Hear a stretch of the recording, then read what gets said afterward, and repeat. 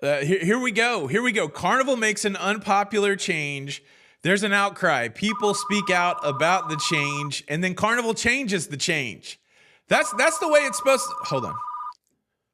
Yeah, no, I'm doing the whole like Carnival change the change intro that I told you about. Yeah, yeah. No, I don't think people probably don't think this is about the loyalty program. Of course not. It's not about the loyalty program. What's that? Tell people about the potential vaccine for popular cruise port. Okay, yeah. Potential vaccine. All that and more on today's episode. Let's go.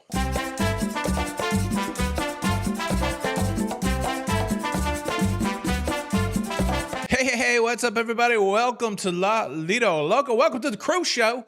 I am your host, Tony, here to talk you through everything going on in cruising. It's a cruise show. It's for your face on the very first day of July 2025. There'll never be another one of these July the 1st, 2025. So make the most of the day. Carpe diem, y'all. And look, like I said in the intro, Carnival made a change. People didn't like the change, and then Carnival changed the change. Now, it only took 5 years. It only took 5 years for Carnival to bend to the will of the people. But yesterday it was announced that Carnival is switching back to Coca Cola products. You can now get a Cuba Libre made with rum and Coke instead of rum and Pepsi. It's a big deal. The people are celebrating everywhere. This is what I resolved. Now, look, there's been a lot of talk lately that a lot of these cruise lines are getting stingy with the aluminum or the aluminium. If you're from a different place, they're getting stingy with the aluminum. They don't want to give you the can. I tell you what, if Carnival will give me my Coke in a can as part of my package, and I don't have to have a glass of ice, and I can, keep it with me unopened and take it back to the cabin, I'll forget all about all of this, loyalty stuff. Okay. That's all it's going to take to placate me. If you just give me Coke in a can, Coke Zero. Yeah. I hope they better have Coke Zero. Don't just come back at us with Diet Coke. The world has changed in 5 years, Carnival. I think Coke Zero is the preferred, sugar-free option for Coca Cola. Sounds like it's going to be a phased rollout of the switchover from Pepsi to Coke. It should be happening toward the end of this summer, and I think all of it will be done by the beginning of next year. I really do wonder how it worked out. Like, was there a 5-year contract with Pepsi that came to an end, and Coke came in with a better deal? I'd love to know the workings of those deals. Like, hey man, we'll give you Coke in a can for 1 cent a can, or who knows? I would love to see the negotiation on that. So maybe in 5 years they'll change the loyalty program. I don't know, but it's an exciting thing. I know some people will be upset because there's some pretty hardcore Diet Mountain Dew drinkers that will be mad that they can no longer get that. But there was some clarification out today, and I don't even know who was saying the thing that had to be clarified, but apparently there was some YouTuber out there, according to brand ambassador John Hield, that was saying with this change from Pepsi to Coke, that you can't even bring Pepsi on board with your allotted bring your cans on allotment. On Carnival, you can bring 2 12-packs of cans with you on board. And somebody was saying, well, that you can't bring Pepsi on. That's a falsity.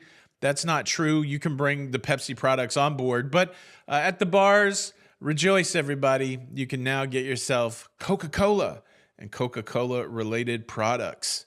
How about that? How about that? Now, in my mind, I'm trying to assess what the bigger story was so far this week. Is it the Coca-Cola, Pepsi transition on Carnival, or is it the father and daughter going off of the Disney dream a couple days ago? There's so much information out there, and I don't know how much of it is true, but we are getting some more information. I believe it's on the 29th of June. Daughter, now I've seen a 5-year-old. I saw pictures of the kid. She looks fairly not 5 or 4, but there was a daughter of some age that went overboard, and then the father immediately jumped off of the cruise ship. The alarm was sounded. Big ups to Disney. They have a man overboard system. So I don't know if the alarm was automated, if it was sounded automatically or if somebody had to, say man overboard. But either way, they quickly turned that cruise ship around and they got to the father and the daughter in the water in the middle of the ocean and they saved them. The crazy thing is, it's hard to just turn a cruise ship around. You can't just turn it on a dime. So the father holding the daughter treaded water for 20 minutes. They say the witnesses say it was about 20 minutes. Now, there's all these witness accounts. I'm reading an NBC News article where a witness, the person named Gar France, said that he saw the father set the child on the rail to take a photograph, and then the child fell off, which that's insane. Please, anybody within the earshot of my voice, do not sit or climb on the railing of a cruise ship. All the headlines, of course, including mine, say child falls off of cruise ship. Well, the falling is normally predicated by some bad action, by some inappropriate action, climbing, placing a child on the rail, anything like that. Again, these are just anecdotal witnesses. Who knows whether they're valid or not? Maybe we'll eventually know from the father exactly what happened. But you don't just fall off of a cruise ship. And, it's deck 4 of a big cruise ship. So some are saying that equates to like 14 stories high. It makes you wonder how they were able to enter the water without serious injury, right? Like, did they know to get their feet in, or I don't know, but seemingly they're both fine, other than the trauma of the whole thing. Honestly, I just can't say enough about the crew on the Disney Dream, who really facilitated a rescue in a scenario where most of the time the story doesn't end as positively. But man, please don't let the story be that the dad was sitting the kid on the rail, which is very possible, but that's crazy. That don't do that, people. Don't do that. I have to apologize for something, but I'll do. A lot of people got triggered yesterday, and I didn't even think about it. I made an honest mistake, and people got triggered. But I'll clear that up in a second. First, let's talk about a storm that is brewing off of the West Coast. I think it's done brewed, honestly. We have a hurricane out there. Here's a story about the hurricane. Shout out Ludacris. Hurricane Flossie. What a crazy name. Makes me think of that dance, the floss. It is churning out there on the West Coast, and it's caused a cancellation of a port stop for a Carnival cruise ship in Cabo San Lucas. Carnival Panorama left Long Beach on the 29th of June. They got a 2-day engagement in Cabo, and I believe it started today, but the tomorrow stop is being canceled because of bad weather. It's a weird scenario there in Cabo, the overnight.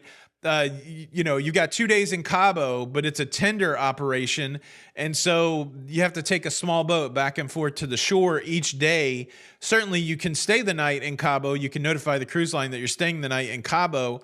But the challenge is, if because of a storm, you're not going to do the second day, then you're just stuck in Cabo. So Carnival, notifying passengers that the second day in Cabo is canceled. They're going to go to the first day earlier, a couple hours earlier, to give people more time. This is not the only cruise ship that may be impacted this week. Maybe 3 more cruise ships that have stops in Cabo will be impacted. We've got the Carnival Firenze. We've got Royal Caribbean's Navigator of the Seas and Oceana's Oceana Insignia, all supposed to stop in Cabo this week. So it will depend how Flossie moves around the area, whether or not that will happen. But here we are. We're in the middle of hurricane season. Starts in June, July, August, September, October, November, the Jason months. And I think even the West Coast one starts a little in May. So the Jason months. But yeah, it's a story about a hurricane. So it's that time of year. Be prepared for your cruise to be altered. Potentially, it's the risk you take when you cruise during hurricane season, which is the majority of the year, at least half the year. So it is what it is. But hopefully it turns out well. All right, let's move on and talk about potentially needing a vaccine to go to a popular cruise port. But first, let me do my Mayaopa. Let me do my apology. I legit yesterday mispronounced Cannes, the French city of Cannes. I called it Cannes all through the show yesterday. And I wasn't doing it as a bit. I just mispronounced it. And sometimes I run into cities where I don't know. And I think I know. Like, I thought I knew that's the way you said it, but it's not. And so I apologize. Thanks for everybody who was helpful in the correction. There's a lot of nice, gentle people out there like, hey, man, we love you, but, you don't pronounce cans that way. And I'm like, oh, yeah, you're right. Thanks. But then there were people that really attacked me like, you got to do better. You're a piece of crap. You're a piece of crap. I'm like, geez, man. There's no room for error in this little, variety show that I do here off the cuff. As much as you may want to ascribe to me being a hard-hitting journalist, I'm just the guy that talks about cruising. So if your underpants are bunched up in a way that are causing you discomfort because of the way I said can, unbunch them. I apologize. Okay, I apologize. I'm talking about can in France. Hopefully, you know what I mean. They're having some restriction on cruise ships there. So thank you for the gentle correction, and for the people that didn't find a way to gently correct but wanted to use the opportunity to be jerks. Like I said, check your underpants. I think that's it. Okay, there's a wild thing that's happening in one of my favorite cruise ports, Roatan. Roatan in Honduras. That's actually where the cruise hands came from. Roatan. So dramatic. That's in Honduras.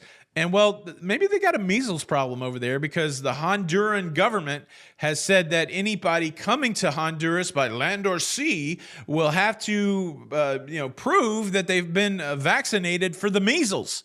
And, this came out through the State Department. This hasn't come out from any cruise line yet. And so there's some question as to whether cruise passengers are going to have to prove that they don't have the measles by doing a measles test prior to going to Honduras, or you may have to have a vaccine proof that you've had the measles vaccination.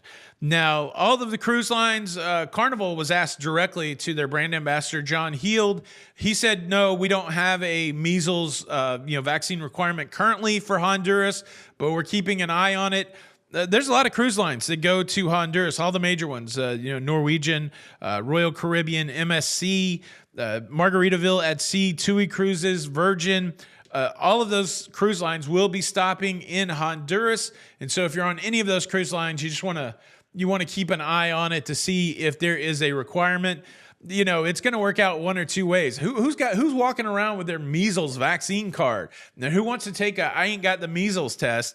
I don't think many people will be down with that. So you could see a weird scenario where if this is a true requirement, you could see cruise lines shift their itineraries. A lot of times we see that where cruise lines, to avoid additional cost or to avoid additional hassle or to avoid something that is both to the consumer, they'll just go to a different cruise port. Hopefully the cruise passengers aren't going to need it. A lot of the places where cruise lines stop are kind of isolated from the country, either in an island form or coastal form.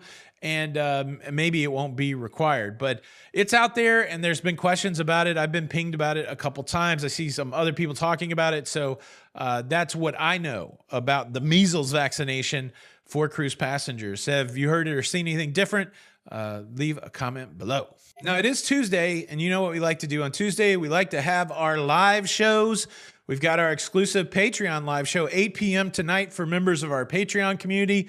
$5 a month, you get a couple extra live shows that have a smaller crowd, 40, 50 people opposed to 1,100 or 1,000 people or whatever. So if you want a little bit extra, you can come to patreon.com/Alita Loca and join for $5 a month. But then, of course, we have the big public live show tonight at 9 p.m. I'll be in the chair, and so will the lovely Jenny B. We'll probably do that from the house. And so if you have any questions or if you want to talk cruising with me and the lovely Jenny B, tonight's the night. Gonna be all right. Shout out Ludacris. That's everything that's going on in cruising. Thank you so much for checking out this episode. Subscribe for more. Hit the like button. And look, there's really nothing left to do but dance. Get up. Get up. We'll see you on the Lido.